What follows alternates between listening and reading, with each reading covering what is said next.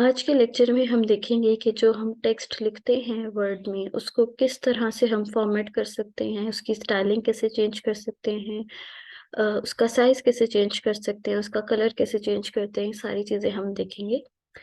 यहाँ पे जब हम रिबन में होम के टैब पे क्लिक करते हैं तो हमारे पास जो है वो क्लिप बोर्ड के बाद नेक्स्ट एक सेक्शन आता है, एक टैब आता है, वो है फॉन्ट का। जो आपके पुराने विंडोज के वर्जन थे उसमें ये जो ऊपर वाली बार होती है इसको मेन्यू बार बोलते हैं। और जैसे ही हम मेन्यू बार पे क्लिक करते थे किसी भी मेन्यू में, तो उससे उसके हिसाब से उसका मेन्यू जो है ऐसे ड्रॉप डाउन आ जाता था। जिस तरह मैं इस एरो पे क्लिक करती हूँ तो ऐसे करके ये आप देखते हैं कि नीचे वर्टिकल टाइप मेन्यू आ जाता है, इसको ड्रॉप डाउन मेन्यू कहते हैं। मगर जो लेटेस्ट वर्जन है इसमें इस तरह से टैब्स ओपन हो जाते हैं। तो फॉन्ट के जो टैब में हम सबसे पहले देखते हैं कि हमारे पास है फॉन्ट स्टाइल का टैब, जिसके अगर मैं इस एरो पे क्लिक करूं तो मेरे पास एक ड्रॉप डाउन मेन्यू आ जाएगा और इसमें मेरे पास मल्टीपल स्टाइल्स के जो हैं वो फॉन्ट हैं। जिस तरह अगर मैं इसको सिंपल टाइप करती हूँ, ये बाय डिफॉल्ट जो है वो कैलबरी स्टाइल है। अगर मैं इसका स्टाइल ये कर देती हूँ तो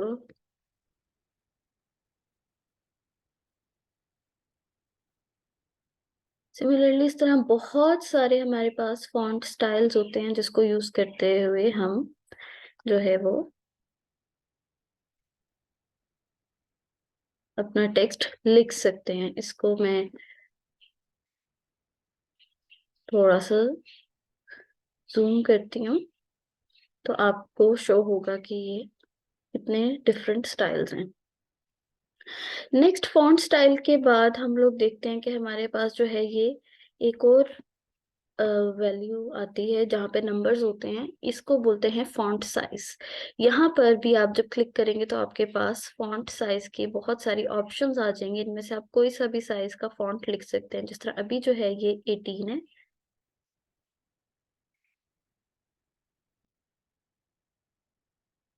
अगर मैं इसका जो स्टाइल है वो थोड़ा सा चेंज कर दूं ताकि आपको विजिबल हो, तो ये हम 11 में लिखते हैं तो ये इस तरह से होगा।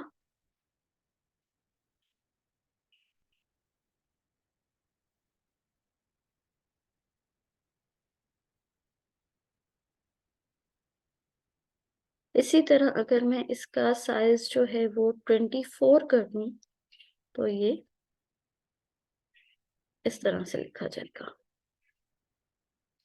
जो हम ऑप्शन सेलेक्ट कर लेते हैं उसके बाद जहां से कंटिन्यू करते हैं वही जो फॉर्मेटिंग है वही आगे इम्प्लीमेंट होती जाती है। जिस तरह मैंने लास्ट फॉन्ट साइज लिखा था तो इसके बाद जब मैंने नेक्स्ट कंटिन्यू किया तो उसने सेम वही फॉन्ट साइज और वही टेक्स्ट रखा है। इसी तरह फॉन्ट स्टाइल के बाद जब मैंने इंटर प्रेस किया था तो उसने वही वाला फॉन्ट साइज और फॉन्ट स्टाइल रखा था जो ये मैंने इस तरह का सिलेक्ट किया था। अब नेक्स्ट हमारे पास जो ऑप्शन आती हैं ये आपके कैरेक्टर का जो साइज है उसको इंक्रीज या डिक्रीज करने के लिए होती हैं। इसमें ये भी होता है कि आप यहाँ पे अगर इस पे क्लिक करेंगे कैपिटल ए पे तो आपके फॉन्ट का साइज बढ़ता जाएगा। जिस तरह हम यहाँ पर देख रहे हैं, मैंने क्लिक किया तो 24 से 26 हो गया, सी 28 हो गया। अब मैं इसको टाइप करूंगी तो ये और ज्यादा लार्ज साइज होगा। अगर मैं इसको ये स्मॉल ए को प्रेस करूंगी तो फॉन्ट साइज कम होता जाएगा। जिस तरह हम देख रहे हैं कि अभी ये ग्रेजुअली कम होके 12 पे आ गया है, तो ये हो जाता है स्मॉल साइज। नेक्स्ट जो आपका बटन है वो होता है क्लियर फॉर्मेटिंग का। अब आप देखिए मैंने इसके ऊपर जब फॉर्मेटिंग क्लियर कर दी है, जो इस लाइन के आगे ये था उसके बाद जब मैं क्लिक करूंगी तो इसका बाय डिफॉल्ट जो फॉन्ट है कैलबरी वो उस पे ले आएगा और इसका साइज भी जो है वो चेंज हो जाएगा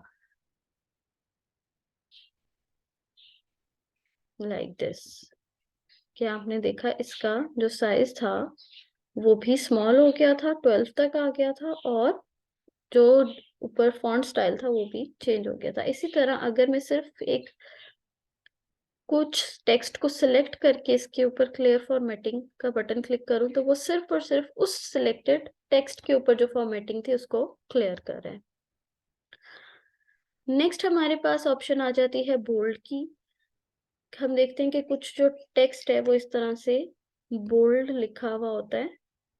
और अगर मैं इसकी बोल्ड के ऑप्शन को रिमूव कर दूं तो आप इनमें डिफरेंस इजीली डिफरेंशिएट कर सकते हैं कि ये वाला टेक्स्ट बोल्ड है और ये वाला नॉर्मल टेक्स्ट है। इसी तरह हम जो कुछ टेक्स्ट है वो इटैलिक भी लिखते होते हैं। ये जो थोड़ा टेढ़ा सा आ जाता है, अगर मैं इसको रिमूव करूं तो ये नॉर्मल इस तरह का टेक्स्ट लिखा जाएगा। इसी तरह बोल्ड और इटैलिक आप अगर कोई भी यहाँ पर टेक्स्ट को सिलेक्ट करके करें, जिस तरह मैंने इसके ऊपर बोल्ड भी अप्लाई कर दिया और इटैलिक भी अप्लाई कर दिया, तो वो सिर्फ और सिर्फ उस सिलेक्टेड टेक्स्ट पे अप्लाई हो जाएगा। और आप बोल्ड, इटैलिक, अंडरलाइन ये सारी ऑप्शन एक साथ अप्लाई कर सकते हैं, जिस तरह मैं इस टेक्स्ट को अंडरलाइन भी कर रही हूँ।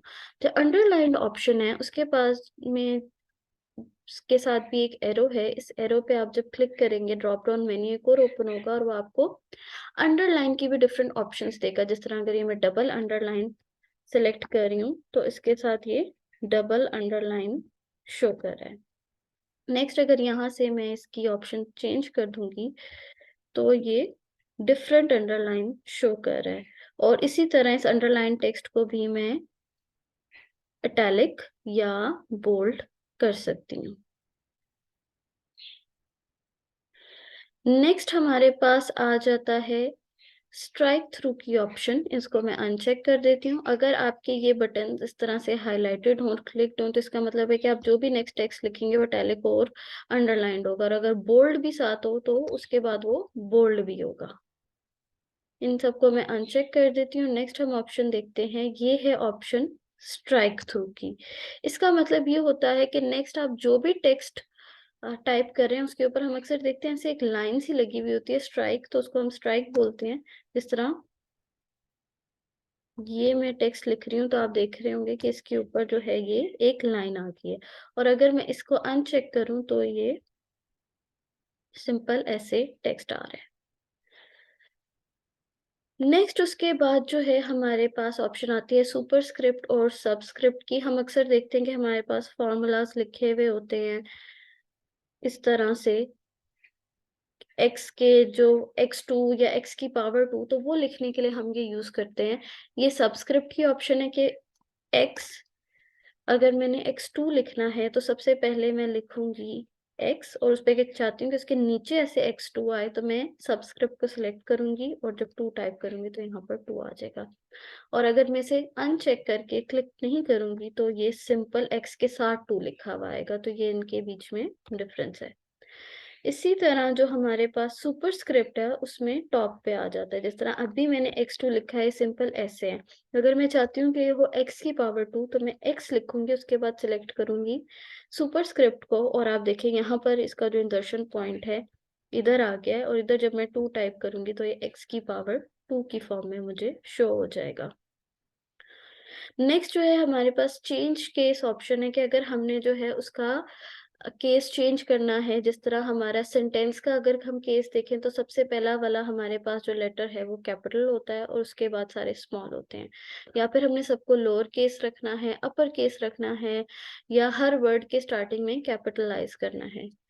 जिस तरह हम इसको अनचेक कर देते हैं और नॉर्मल हम पहले देखते हैं सेंटेंस केस।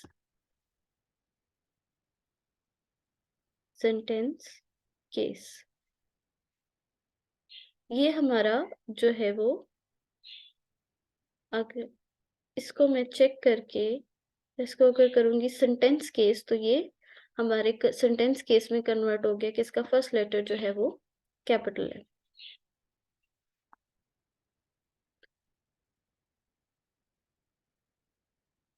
अब क्योंकि ये सेंटेंस केस में सिलेक्ट हुआ हुआ है तो आपने देखा कि ये हो गया था ऑलरेडी, इसका फर्स्ट जो लेटर था वो कैपिटल हो गया था। मगर मैंने इसको करना है लोअर केस में, तो मैं यहाँ से इसको केस वाली ऑप्शन में जाके लोअर केस सेलेक्ट करूंगी। और अब मैंने जब स्पेस दी है तो इसने लोअर केस के एल को कैपिटल नहीं किया। इसी तरह अगर मैंने इसको करना है अपर केस में तो मैं यहाँ से अपर केस की ऑप्शन सेलेक्ट करूंगी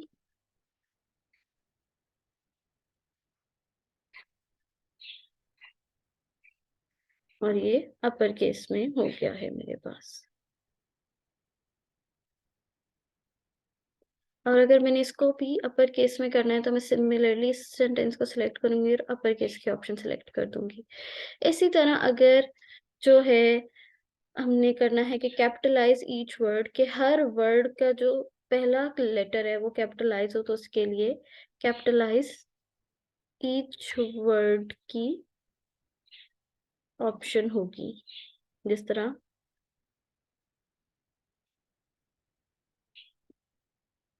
अगर मैं इसको सेलेक्ट करती हूँ और मैं करती हूँ कैपिटलाइज ईच वर्ड, तो उसका वो सारे वर्ड्स जो है वो कैपिटलाइज कर देगा, लाइक दिस। और इसी तरह हमारे पास जो टॉगल केस है इसमें होता है कि आपका जो फर्स्ट लेटर है वो स्मॉल होगा और बाकी सारे जो हैं वो कैपिटल होंगे। जिस तरह मैंने इस वर्ड के आगे कर्सर रख के इसको टॉगल केस पे क्लिक किया तो इसका पहला वाला लेटर स्मॉल हो गया और बाकी सारे कैपिटल हो गए हैं। नेक्स्ट हमारे पास ऑप्शन आ जाती है हाईलाइटिंग की। जिस तरह हम अपनी बुक्स को हाईलाइट करते हैं उसी तरह हमारे पास जो है हाईलाइटर की भी ऑप्शन होती है कि अगर मैं सिलेक्टेड टेक्स्ट को कोई सिलेक्ट करूं और हाईलाइटर के बटन पे क्लिक करूं तो देखेंगे हाईलाइट हो गया। इसी तरह इसका भी एक ड्रॉप डाउन मेन्यू आता है, अगर मैं इसके ऊपर क्लिक करूं तो मैं डिफरेंट हाईलाइटर के कलर्स ले सकती हूँ। जिस तरह अगर मैं इससे टर्कोइज कलर लेती हूँ और मैं इसको ऐसे करके सिलेक्ट करती हूँ तो ये हाईलाइट हो गया है। और जब मेरी हाईलाइटेड की ऑप्शन चेक है तो उसके बाद जो भी मैं टेक्स्ट अगर टाइप करूं, जिस तरह ये अगर मैंने किया है तो ये ऑटोमेटिकली यहाँ से अनचेक हो जाएगी और हाईलाइट करने के लिए दोबारा से मुझे इसकी हाईलाइटेड की ऑप्शन सेलेक्ट करनी पड़ेगी और टेक्स्ट सेलेक्ट करना पड़ेगा, जिससे ये हाईलाइटेड शो हो जाएगी। अब जिस जिस जगह पे मैं उस टेक्स्ट को सिलेक्ट कर रही हूँ वो हाईलाइट होता जा रहा है। तो हाइलाइटेड की ऑप्शन को आप सिलेक्ट करके, तो अगर जब टाइपिंग करेंगे तो वो टेक्स्ट आपका हाइलाइटेड सिलेक्ट टाइप नहीं होगा, आपको हाईलाइट उसे बाद में ही करना पड़ेगा। देन लास्ट है हमारे पास इसमें टेक्स्ट कलर की ऑप्शन, कि आपने जो अपना टेक्स्ट है उसका कौन सा कलर करना होता है। इसमें भी जब हम ड्रॉप डाउन पे करेंगे तो हमारे पास बहुत सारी ऑप्शंस आ रही हैं। इस तरह फिलहाल हम इसको रेड सेलेक्ट करते हैं और ये हमारे पास रेड टेक्स्ट टाइप होना शुरू हो गया है। तो इसी तरह से जो है हम अपना टेक्स्ट और को जो वर्ड पे है डिफरेंट स्टाइल्स में लिखते हैं, उसकी स्टाइलिंग करते हैं और उसको डिफरेंट साइजेस में चेंज करते हैं। फॉन्ट की टैब के साथ आप देखेंगे ये छोटा सा एरो भी है, इसको जब मैं क्लिक करूंगी तो मेरे पास एक और जो है वो विंडो ओपन होगी है, जो विंडो मुझे करंटली दिखा रही है कि मेरे जो है वो फॉन्ट स्टाइल जो है वो रेगुलर है, साइज जो है 20 है। जो चीजें यहाँ पर लिखी हुई है वो यहीं पर शो करा रही है। जिस तरह फॉन्ट कलर अभी मैंने रेड सेलेक्ट किया था। इसके अलावा जो है, जो अगर टेक्स्ट को मैंने इफेक्ट देना हो तो फिर मैं इस यहाँ पर इस एरो पे क्लिक करूंगी और डिफरेंट इफेक्ट सेलेक्ट कर सकती हूँ। जिस तरह double strike, strike, strike, superscript, subscript, ये हमारे पास यहाँ पर शो हो रही है, मगर कुछ इफेक्ट्स जो इस बॉक्स में नहीं शो हो रहे वो मैं यहाँ पर कर सकती हूँ। जिस तरह अगर मैं आउटलाइन पे क्लिक करूँ और इसको ओके करूँ और मैं इसको टाइप करूँ तो आप देखेंगे ये आउटलाइन टेक्स्ट आ गया है। इसी तरह अगर मैं यहाँ पर सेलेक्ट करूँ और उसे जो है वो इनग्रेव्ड करूँ तो ये इस तरह से जो है ये इनग्रेव्ड टेक्स्ट आ गया है। और मैं इसका कलर चेंज कर देती हूँ टेक्स्ट का। अब मैंने जितना टेक्स्ट सिलेक्ट किया था उसी का कलर चेंज हुआ है, ई को सिलेक्ट नहीं किया था तो इसका कलर चेंज नहीं हुआ। इसी तरह डबल स्ट्राइक की ऑप्शन है और आपके पास जो है शैडो की ऑप्शन है। बहुत सारी जो चीजें हैं आप इस पे इम्प्लीमेंट कर सकते हैं और हम इसको अनचेक करेंगे तो ऐसा कुछ भी इसके ऊपर इम्प्लीमेंट नहीं होगा।